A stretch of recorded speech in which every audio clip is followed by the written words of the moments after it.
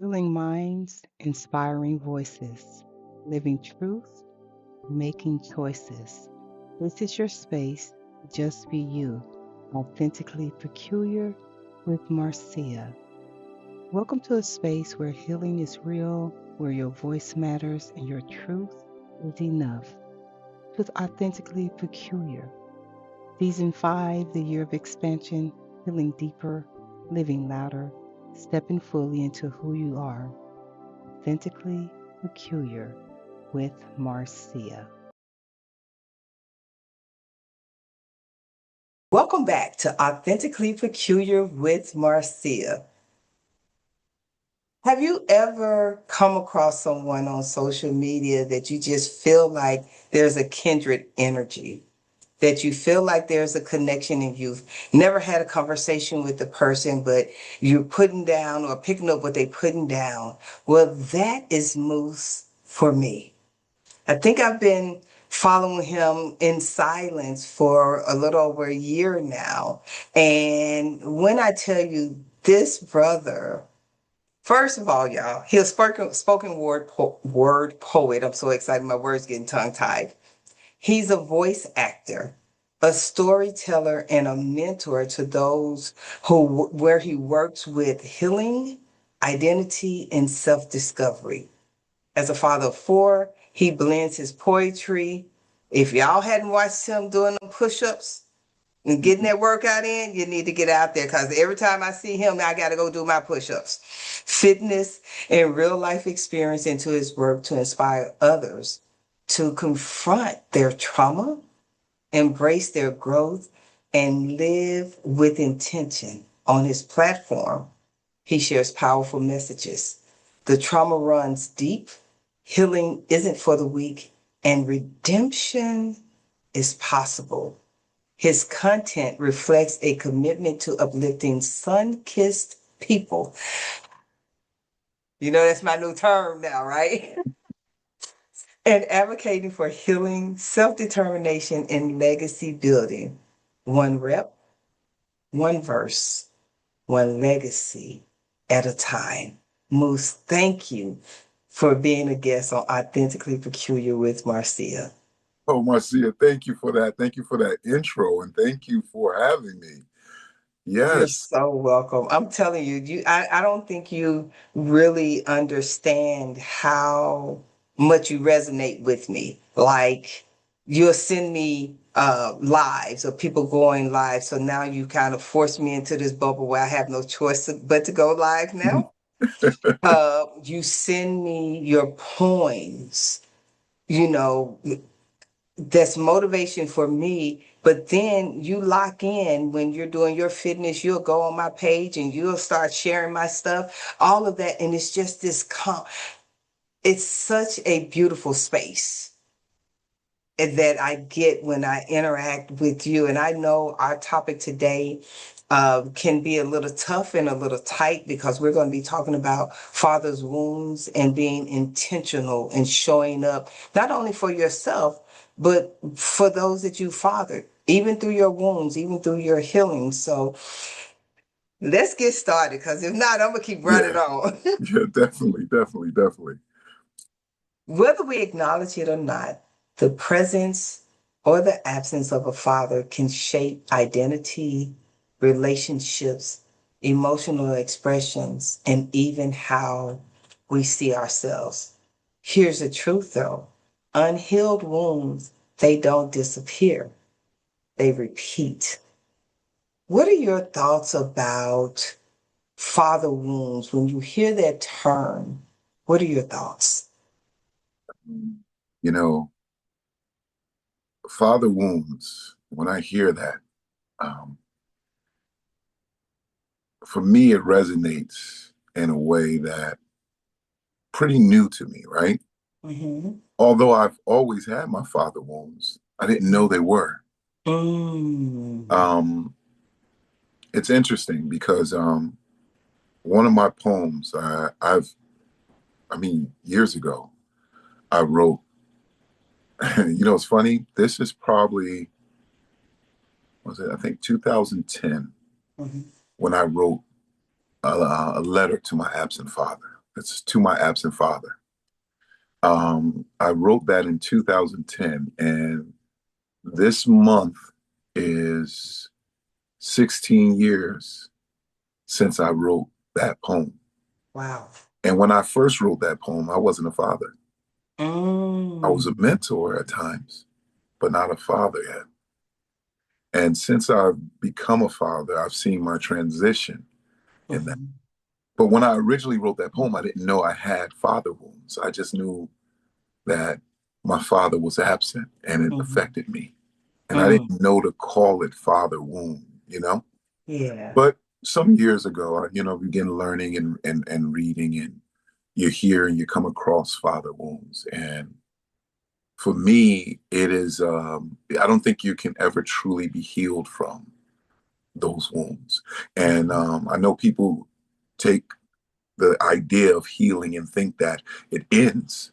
For me, healing is never ending. It's consistent and It's continual. consistent work. Mhm. You have to work every day at the wound, at the healing, Yes. you Mhm. know, because it's not a superficial or physical or surface wound, Mhm. right? Mhm. This is Mhm. something in the spirit, in the heart, in the soul that you Mhm. have to heal, Mhm. that broke you. And you didn't even know, Didn't you know, even know it. you didn't even know it. Mhm. So my father wound is an ever present wound, and it impacts everything I do. Mm. Mhm. When you think about the father wounds, because there's always a focus on mother wounds and it's limited focus on father wounds. But the father wounds, in my opinion, and having an absent father until much later in my life, those wounds ran a lot deeper for me, for my identity, how I interacted with men, because those wounds are heavy. Being a father of four, how has that shaped you and reshaped you with the continuous healing into the man that you are now? I mean, in many ways, right? So Mhm. I always, I got this thing I tell my kids. Mhm. I tell them that I try to be very honest with my kids at the Mhm. different stages in their life, right? Right. On their stages, try and give them as much as I can based on where they're at. Mhm. And one of the things I'm consistent with telling them um, is that Daddy doesn't always know the answer. Oh, I love it. Love it. And I tell them, and I remember the first time I told my eldest son, my gifted son, I Mhm. remember sitting down, having this conversation with him and letting him know that I don't always know the answer. And he Mhm. was like, what? He was shocked because to the children, Daddy knows everything. Mhm. Mhm. And I said, the difference is, son, that what makes it looks like I always know the answers because I make decisions. Yeah. And I Oh. say, a decision has to be made, son. Mhm. And I Mhm. cannot not make a decision. So That's good. even though I make these decisions, I don't always know if they're right or Mm. wrong. I make the best decision in the moment when I can for us, you know? That's so powerful because one of the things that I've noticed across the internet and social media, there's so much judgment against parents, in some situations, rightly so. But I don't think that children understand that we literally are doing trial by error with y'all, because there's no full manuscript on There's this blueprint. parenting thing. Yeah. I mean, there was a Dr. Spock many, many years ago that, got rich writing a whole bunch of crap about parenting. But that's not us. Not the sun kissed people. That's not Is us. exactly. And for the sun-kissed people, our healing is very different, right? Yes. Yes. Because again, for a lot of people, and if you have any contention with the things I'm going to say, I would tell you to do your research, right? Mm-hmm. Most people have had the ability to self-determine. They've had the ability to stand on their own and identify them, safeguard their culture, their identity, and who they are. Not us. Not us, right? Not especially our people here in America. We have Right. not had the chance to live without anyone interfering with our Without development, restrictions. without restrictions, without confines. I mean, look, in certain states in the U.S., we can now wear our hair, right? The way it comes out of our hair and the I don't protective get styles that judged we have in without corporate America for having without locks. officially being discriminated against, right? Right, Now, right. that doesn't mean that we're not dealing with the microaggressions regarding it. It does not mean that we're still not being passed over because of it. They just can't use it now. You know Right, what I'm saying? right. But they can still harbor those feelings. And they do harbor those feelings, and then they try to find ways to demean who we are Correct. based on one. I said when I was in Paris doing that leadership conference, I said, I think that women like to get on this platform of all women and we have all the same things. And I said, the difference between you and I is when they see you, they see fragility, they see calm, they see peace because of your skin color. When they see me, and I can have more degrees, more experiences, the whole 9 yards, and all they see is a Black woman. Right. And we witnessed that. We witnessed that in this country Every day. every day, right? So, one of the biggest things that for me, like linking it back, right, is not being able to self-determine, not being able to uh be able to Yeah. exist as people, right? Mm-hmm. Without everything else that we just talked about. And that's not even touching the surface, Not even touching right? it. Imagine how it impacts us as parents, Mm-hmm. right? Mm-hmm. So there's this duality of things, knowing our history and understanding how it impacts and creates absent fathers, absent mothers, Yes. Mm-hmm. right?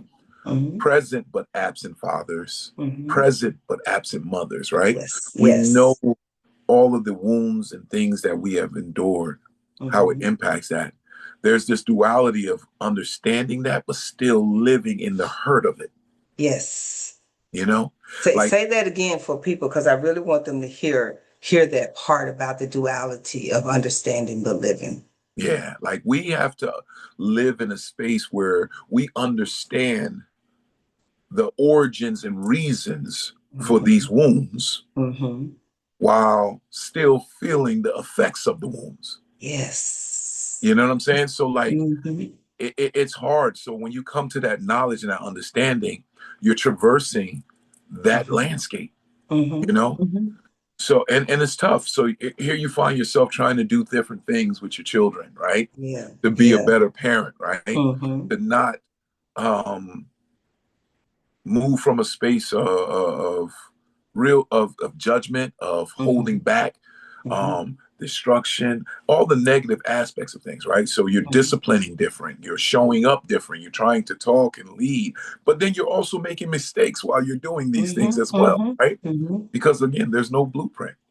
No blueprint. And the good thing is that we are now giving ourselves permission to say, I made a mistake Yes. And and I'm sorry. owning it. And parents, I need you to hear this part. I apologize. Yep. One of the biggest things as a therapist that I recognize that we need to do is own our stuff and apologize. And if I could piggyback off to that, I'll tell parents Mm-hmm. too, it's not just you're apologizing to your children, right? Your Mm-hmm. children need to see that you can apologize to others in your environment that you brought. Yes. They need to see that. It's not just them and you, because then what they'll do is they'll look and they'll say, okay, that's you and me, mommy, but that's you and me, daddy. But when I Mm-hmm. look at how you guys do everybody else, Mm-hmm. your child will have to live with that. And they trying to rationalize it, and they're trying to make it make sense because they're getting different stories. Yeah, my daddy apologized, but then he cussed my mama out and he Right. didn't apologize. Right. So what am I supposed to do with that? Yeah, like, I mean, it'll take till some time. They may be in their 40s and they might finally come to understand and say, okay, my dad was a good man to me, but he wasn't good to my mom. Yeah, yeah. And that's the thing. When people come to therapy and as a trauma specialized therapist, I get into the root of why they're in therapy. And the first thing I have to tell everybody is we're gonna talk about your mom and daddy. I'm not judging your mom and daddy. I'm trying to get to the root of what's driving you, what has shaped you to be the person that you are today. And stop lying to yourself saying, oh, that didn't bother me. Because it did. It shaped you. So, what happened within you that you said, I got to break what was? Leave them babies alone. They fine. So I'm gonna stop for a minute. As a therapist, when y'all babies be showing up in the cameras, leave them babies alone. I usually let him run in and see he knows, right? So now it's about, what do you need, right? See, this is Yeah, this is it. exactly. But I love it. What do you need?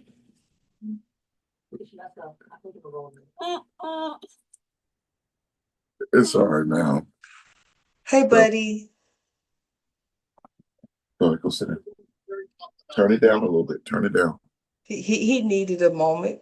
Yeah, yeah. And I love that though, because what I've shared with people since COVID, we were living in such restricted walls. Everything was compartmentalized, separating things. COVID made us have to come back into the home. And that means we had to adjust to what home looked like Mm-hmm. and how we showed up. And so that takes me back to my question. What broke in you that said, I gotta change how I parent, how I show up as a man? I think multiple aspects, right? Mm-hmm. My first child was not my biological child, right? Okay. So my son, I came into his life around 3, going on 4, right? Okay. And I was all in, you know. Mm-hmm. I'm Mm-hmm. all in. I'm like, nah, this is what we're gonna do. I got this, right? Mm-hmm. And through the process, um, this is something, people don't really talk about when you're raising a child that's biologically not yours as well. Mm-hmm. Mm-hmm. There's aspects of yourself you can't see in the child. Like when you're raising your biological child, there are half of you and half of the other parent. Mm-hmm. So Mm-hmm. certain aspects in them you get to see that's you. So you Yeah. can maneuver if you're trying to navigate how to deal with the child and Mm-hmm. direct the child, you can maneuver through aspects that are similar to you, at Mm-hmm. least for me, right? Mm-hmm. Well, with my son, he was more like my wife and his biographer. So, and one I didn't know and one I did. So Mm-hmm. I had to navigate this water. And this took me down the path of, oh my gosh, I don't know anything. How do I figure it out? Mm-hmm. And through the course of the way, I made mistakes, right? Right. So, okay, I got to be better. So at different stages, he and our relationship is, okay, here I'm got to learn to be better. I got to learn to do things, but I got to let you know that this is what I want for you and where my intention comes from. You know, Mm. Mm-hmm. and it's having that conversation at different stages. So by the time my daughter was born, God, this was the first baby now Yeah. that Yeah. I got, right? So I was all over the place, didn't know what to do. Mm-hmm. But learning that through the course, but I would tell you with my first daughter now, having a daughter, there was a different side of me. And Mm. I struggled with the sternness that is in me Mm-hmm. and not trying to be so stern with her. Yeah. Yeah. And that was that was a thing. And while my daughter was about 3 years old, 4 years old, I start I was learning about love attachments Okay. and love temperaments and the love languages. I Hmm. was going through that period of research, you know, for my relationship. And I started looking and I was like, I don't want to create these attachment styles in my daughter. Hmm. So I have to be different. Yeah. But you see, at this point, I don't even know about, at this point, I am beginning to learn about about my pre-anxious, preoccupied, The attachment, anxious Mhm. attachment. Hmm. My anxious attachment style. I'm starting to learn about that in Hmm. this phase, right? And I'm not even thinking about father wound. Hmm. I'm not even thinking about that. Listen, I have thought to myself, oh, I dealt with my abandonment with my father years ago. You know what I'm saying? I dealt with it years ago. So through this process, you know, all these things I'm learning, I'm relapsing. I'm trying Right. to apply things, but relapsing, you know, Hmm. and anger is one of those base emotions, right? And I've always been that kind of person that's always kind of restrained or suppressed myself, Got you. Okay. and that doesn't do good either. Nope. That Because doesn't in do men, that suppression shows up as anger. correct. Hmm. So when I finally exploded, Hmm. it was vocal. It was loud. It was loud anger. Hmm. Mm. Would you say that's a way that father wounds show up, Yeah, absolutely, and you're not even recognizing that that's the source? absolutely, Hmm. absolutely. I mean, you got to think about it, right? Like not having a father, you don't get to see or Hmm. navigate a man dealing with problems, Right. dealing with Right. conflict, dealing with resolution, dealing with repair. All the Hmm. building blocks you need for a healthy relationship, let Yeah. alone parenthood. You know, Hmm. so these moments were moments that shaped me, that told me I had to be different. Exactly. So what are some silent ways that can impact how a man loves or even leads when they're working through or even discovering, oh, that is a father wound? Mm. You know, to be honest with you, like the one that you mentioned earlier, the adjective silent, right? Hmm. If I use that, like sometimes as men we have to sit in silence and Hmm. think and Yeah. go over and be and Hmm. accept. Yes. Oh, good. So I'm learning that, right? I'm learning, and I've been learning because this journey I've been on, I didn't even realize was so long ago it started, but you didn't know, you know? Hmm. Hmm. My brother, my eldest brother, always told me, "Hey, you know, stop. A sign of intelligence is questioning. Yes. You got to start questioning things, even in your." Questioning and silence. Hmm. I don't think people really understand the superpower of silence. Silence speaks so many messages because you now have to be in tune with somebody's behavioral responses, their body movement in Yeah. that silence to even discover, oh, wait a minute, I said something that kind of hit our head. Let's sit in this for a moment. It's Hmm. okay to be quiet and process. And I want to take a moment and say to women, when a man says, give me a minute, and they get into silence, please honor that. They're not ignoring you. They're not trying to manipulate you or take advantage of you. It is truly a processing moment, especially a man that's processing their healing and they're trying to control and are in tune with their processes. Just that's just a tidbit for the ladies out there. Just give that moment of silence. It's powerful. I promise you. If you give that moment, you'll be able to come back and get some of the answers that you desire. What's your thoughts about that? Well, listen, I look. the truth is that, and women listening, you can let me know if I'm wrong or right, but you view it from the perspective of a woman's perspective. Silence for you is different than it is for us. In my silence, most men in society are conformed to be problem solvers by nature, right? In society. So silence for me looks like resolution, problem solving, going through blueprints in my mind. How do I get from point A to point B? How do I make it more efficiently? This is what silence is doing for me. Silence is looking at where I went wrong. How do I do that better? How do I do it more efficiently the next time? What's the approach? So like, whereas I can only think that the reason why women take silence such a negative way is because maybe it's negative for women.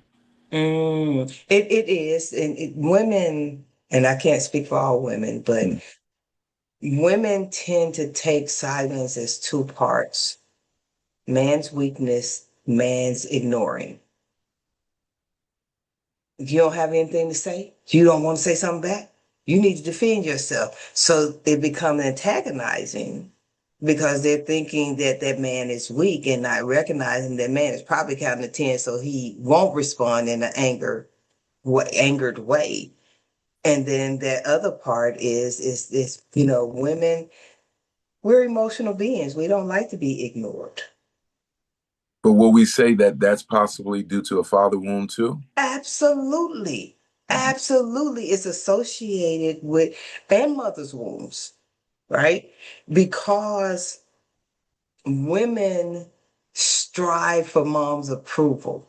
And when you ain't getting that approval, you're constantly on the stride, but then you're learning from her how to manipulate people to make you feel like you're in control. Oh, I'm doing a whole mother's womb pre-masterclass the day before Mother's Day because I need some folks to get healed from those mother's wounds because you're passing it on to these babies. Yeah. And they have no idea what they're anchoring in. How about you go out there? I'll take care of that later when I'm done. Okay. Thank you. And those mother wounds, and what I said to someone the other day, they asked me if men could come to that master class. And I said, yeah, because men have mother's wounds too. Yeah, we do. They need to heal from those wounds too, because some mothers are making their sons their man. That's a wound. Hey, listen, and I see this so much, especially in blended family environments. I see it so much. And you see it where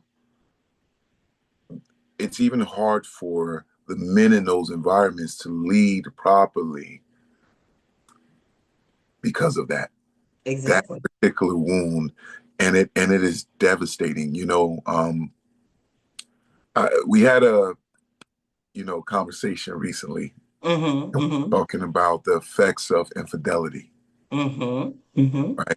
And a lot of people don't realize that the things we do in marriages and they impact more than just the two individuals involved, because Absolutely. everybody that's in that proximity is involved. Everybody that's connected is involved, and it disrupts us spiritually, it disrupts us physically, it disrupts us emotionally and mentally, down to the core. Like you spoke with Justin, and Yeah. one of his poems that I really love is Soul Wound. And I added I did a poem I told you before to my absent father. Yeah. I did a revised visit to that poem called Reflections, to my absent father, Reflections. And I'll read that for you here, right? Yes, yes, yes.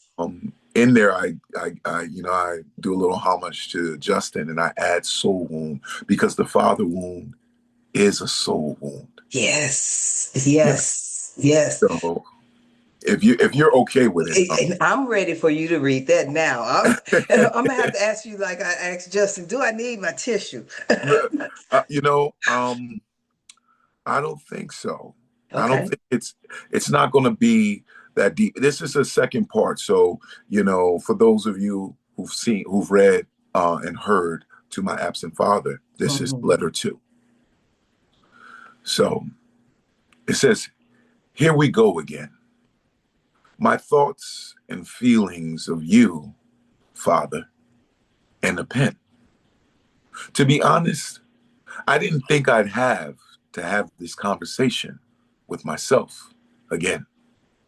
I thought my wounds, inherited in my youth, my abandonment, my father wound from you, I had healed.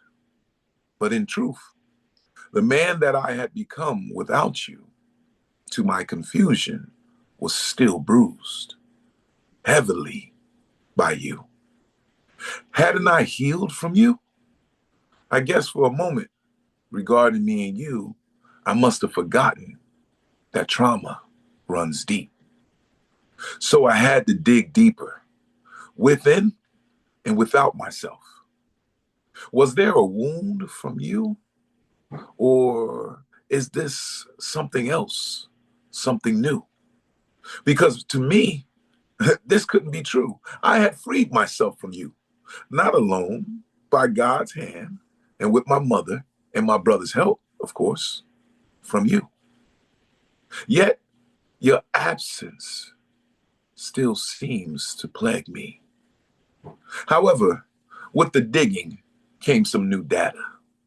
It was proved through my kin's review that the best thing I ever went through, your absence.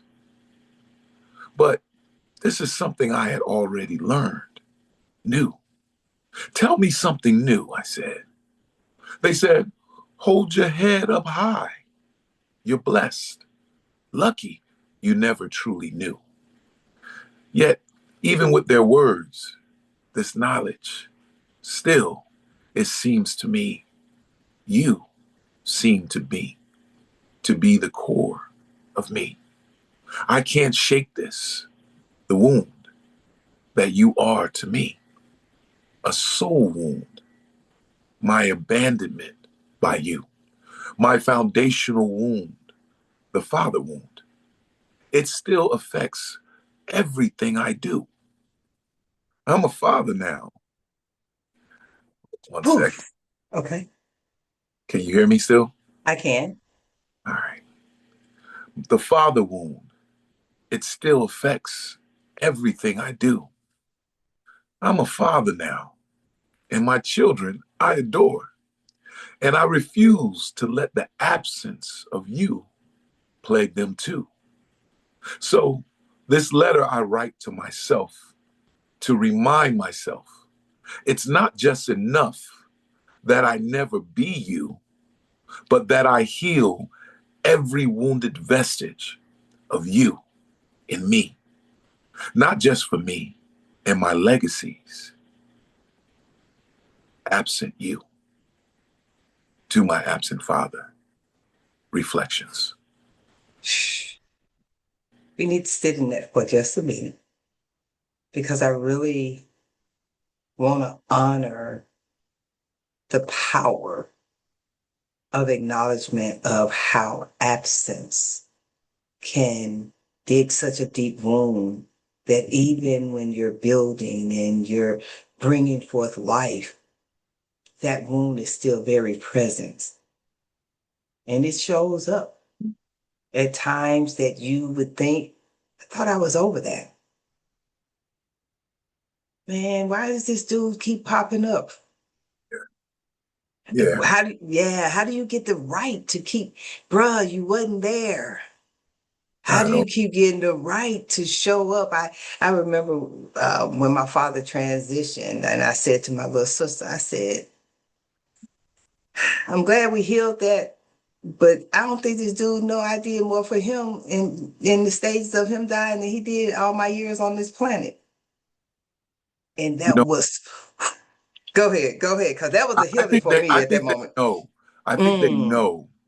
I think because of how the wound is for them, their guilt it interferes with them presenting themselves to us, because if they're at their age and still dealing with the father wound, then they know what they're doing to us, and they're in Yeah. that conflict, and they're just not That's good. strong enough or at a healed enough version of Mm-hmm. themselves to Mm-hmm. say, hey, I'm just going to show up anyway.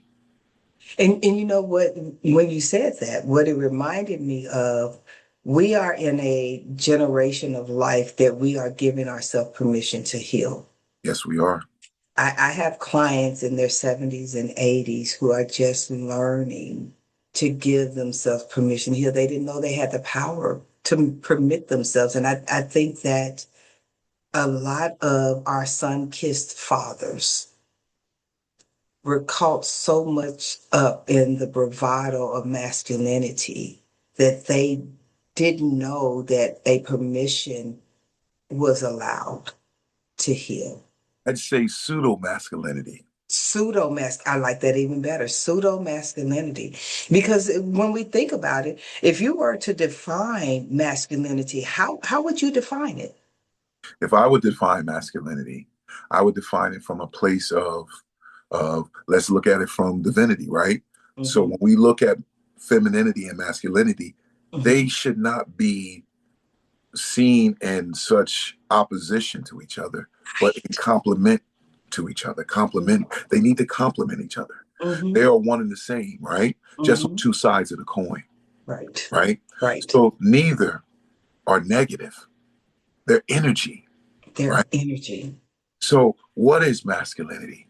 Mm-hmm. It is the aspect of me, the building blocks to help creation become, right? So it's going to show up differently in a Mm-hmm. lot of people, Mm-hmm. but it will never be negative. Masculinity, just like femininity, does not hurt or destroy. It should not hurt It or creates. destroy. It Yes. doesn't. Mm-hmm. Pseudo femininity, Massive. Mm-hmm. pseudo masculinity, Mm-hmm. they hurt, Yes. they destroy. Mm-hmm. See, don't get And me they wrong. compete. Yes, pseudo does. It does. Mm-hmm. But Mm-hmm. masculinity gives way for femininity, and femininity gives way for masculinity. Their Mm-hmm. energies have two different things to do. Come on now. So they complement each other like yin and yang, Mm-hmm. Mm-hmm.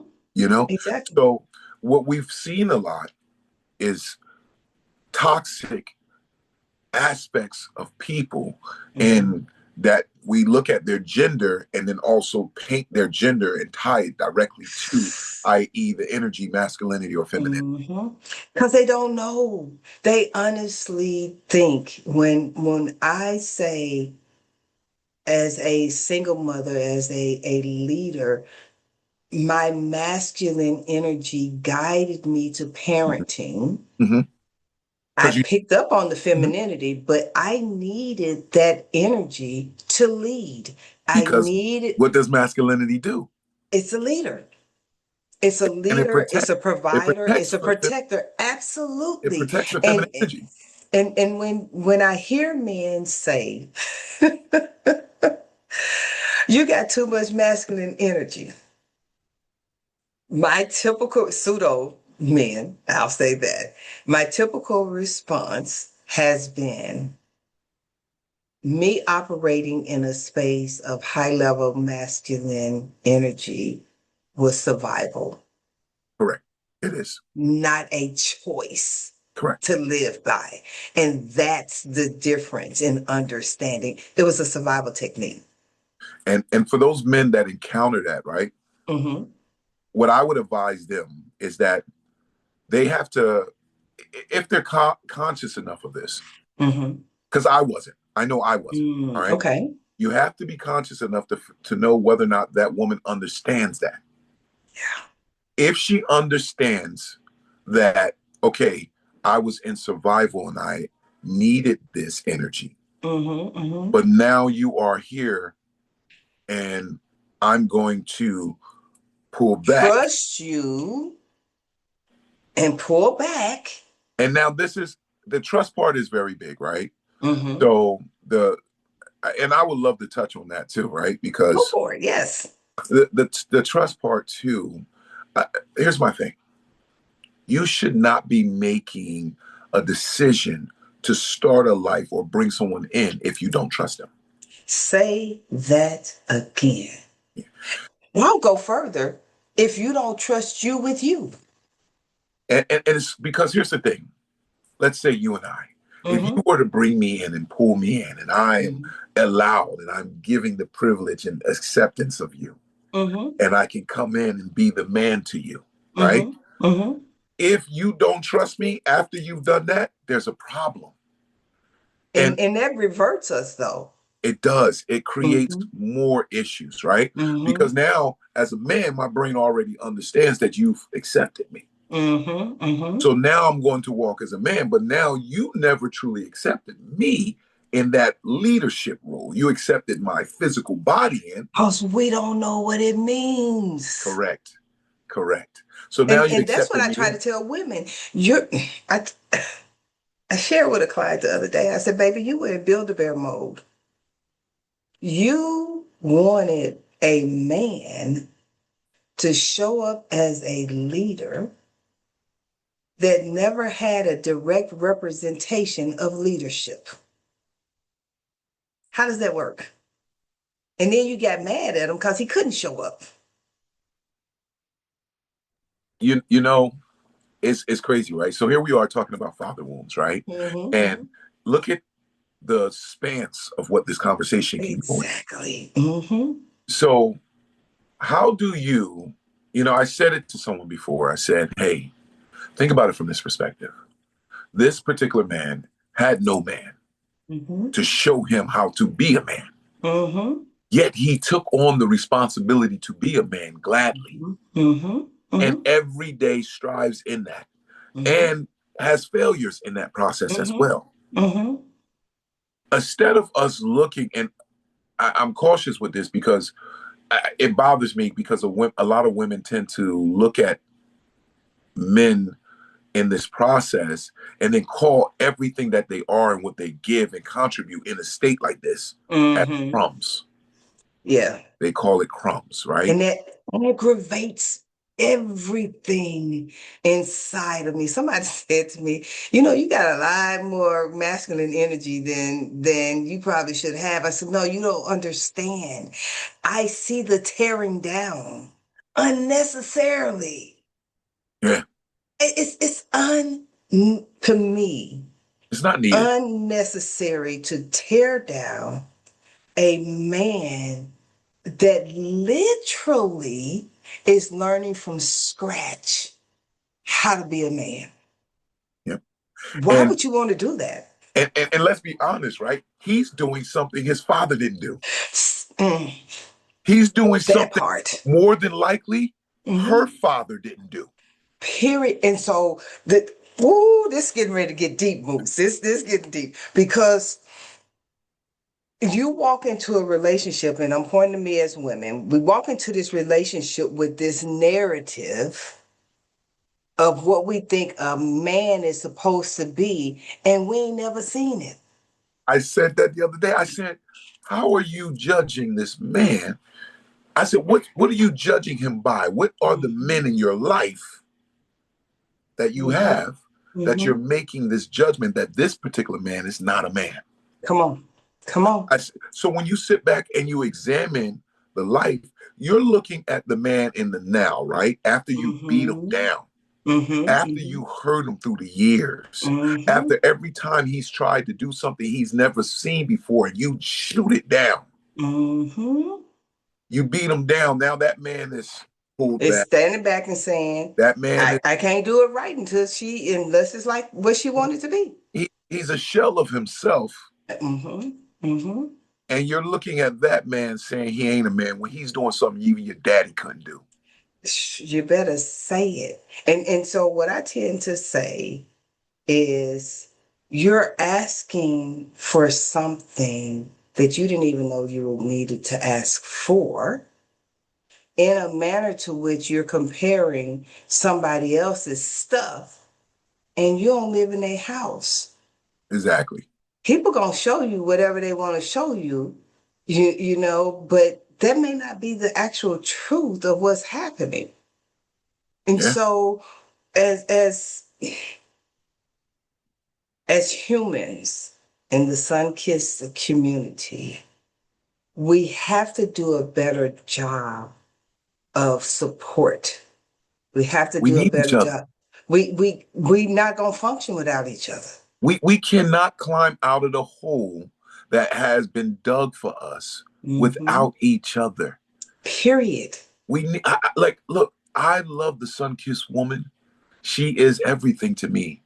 My sun-kissed children, your Mm-hmm. sun-kissed children, they Mm-hmm. are everything to me. Mm-hmm. My sun-kissed brothers are everything to me. Right. We cannot become who we need to be without Mm-hmm. each other. At all. At My all. father wound Mm-hmm. would not be, listen, the issues that I dealt with not having a father, had I not had the brothers that I had in my life, Mm-hmm. I wouldn't even have been able to be at the point in my life where I was when I met my wife, where I felt that Wow. I dealt with my abandonment issues already. Mm. It was brothers locked arm in arm, Mm-hmm. going through life fatherless, that helped build each other to become fathers for each other. That's You know, beautiful. so we need each other. Absolutely.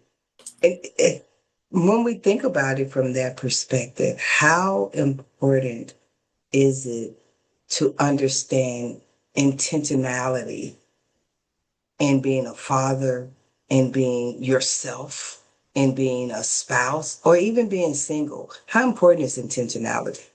I mean, intentionality has to be there, right? I would argue and state to individuals that if you are not intentional about, number one, as a single person, showing up Mm-hmm. for yourself, Mm-hmm.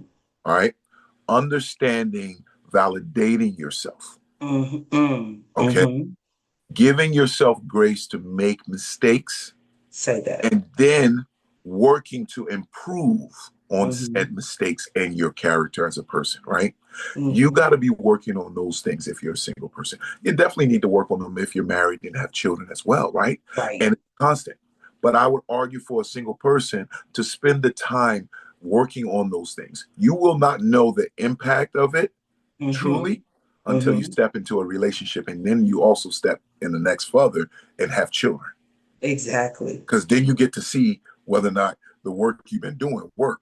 And Mm-hmm. then you're gonna realize, wait, I still got more work to do.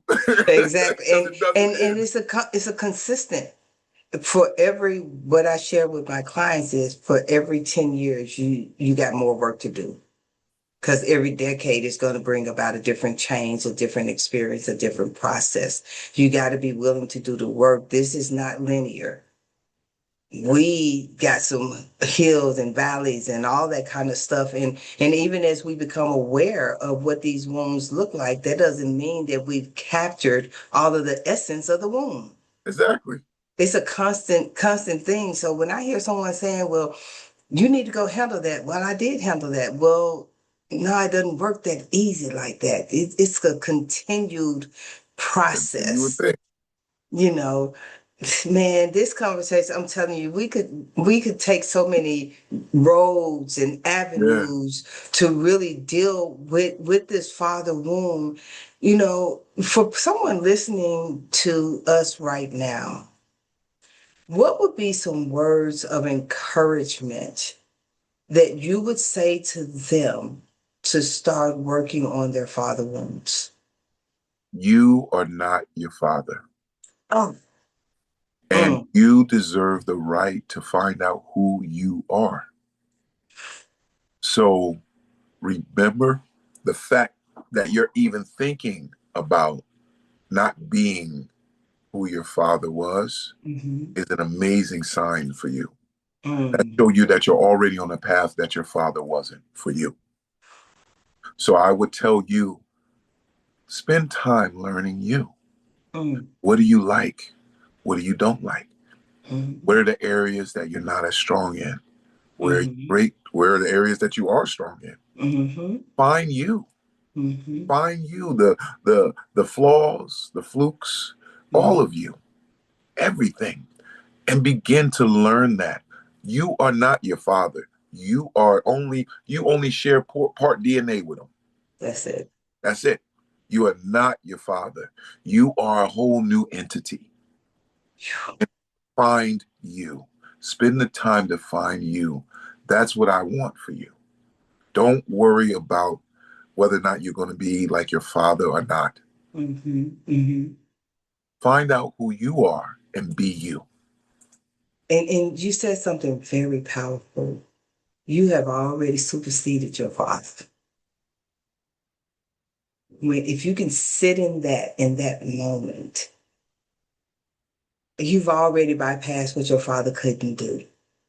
Absolutely. Sit in that for a moment and recognize that I owe me to not even consider or put energy on not being like him because I'm already not like Not him. already not. That's powerful, powerful, powerful, powerful.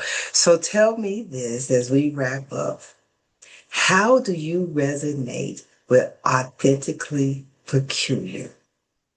So I am authentically peculiar by nature. Yeah, Okay. I yeah. question things. I am intrigued by things. I'm intrigued by people. I resonate so much with the concept of authentically peculiar because I am authentically me, right? So Mm-hmm, mm-hmm, there is multiple versions of the individual sitting in front of you. There is the humor version, there's mm-hmm. the messy version, there is the strict downright version, there's Yeah. the spiritual version, right? Mm-hmm. But all of that is due because what? I chose to look into me and be peculiar about Mm-hmm. my life. I love that. Being authentically peculiar is taking a moment and looking within Mm. and knowing all of the parts of you. Phew, that's huge. I love that. I love that. I might have to capture that and figure out how to plug it in another way. So tell me this, tell the audience how they can contact you, how they can follow you, and how they can get any merch that you have, any products that you have. All right. So uh big on TikTok, family. So if you're there, look at MooseBStrength on TikTok, Poet MBStrength on TikTok, on Instagram, MooseBStrength as well, on Facebook, MooseBStrength. And if for a product, you will see merchandise through TikTok. Mhm. Um, right now, the merch, if I could, Absolutely. the merch that I'm particularly pushing are actually the books Courageous Vulnerability I by yeah. Justin Wilson. Hmm. So can I actually show it? You can show it, Oh, and I'm actually getting ready to order my copy. well, that's because my background is blurred, but you may not It's be able to see it, but it go is. to Amazon, go to TikTok, Yep. Courageous Vulnerability by Justin Wilson. And then Well, the next one yeah. is Call Me First. Oh, look at that. Okay. And in there, Call Me Damian First Lewis. Mm-hmm. by Damian Lewis. So Uh-huh. see if I can get it good. There we Yep. go. There we go. It's good. Yeah. All right, hold Raise on. it up just a little bit so they can see Justin's name. Okay. Got it. Mm-hmm. Did it come up? Yep. It's right Good. there. Good. So that along with Healing Inc. for the week, you'll see that merchandise. It'll be eventually in the TikTok store. Okay. So again, mostly where I'm mostly active at is TikTok, but you can catch me, like I said, on Instagram, on Facebook, also on YouTube. I do have a YouTube channel as Poet MB Strength on there as well. Um, and you can catch me in here. Yeah. And if we're going to plug it in where you can catch him, please, please, please go out and grab those books. I'm going to be ordering my copies as soon as we get off here, because one of the things that I know that we have to do is support each other. We Absolutely. have to have each other's back. We have to empower each of our voices so we can strengthen the community. Moose, thank you, thank you, thank you so much for being here. I am so grateful for this conversation. I know we're going to end up doing a part two because we didn't even scratch the surface. Not at We didn't all. scratch the surface. And Not, so When you are moving throughout your day, as you're listening to this podcast, please share it with others that you know are struggling with father wounds, struggling with identity, struggling with awareness, so that they can get connected and get the wisdom, the knowledge, the understanding that they need to be their best self. And remember, in all that you are doing, always remain authentically peculiar, and we'll see you on the next episode. Thank you for sharing time and space with us today on Authentically Peculiar with Marcia. Don't forget to like, comment, and share the podcast with everyone that you know. In addition, go out and support each of the guests and their own social platforms. Buy their products, leave them a comment. We'll see you on the next episode of Authentically Peculiar with Marcia.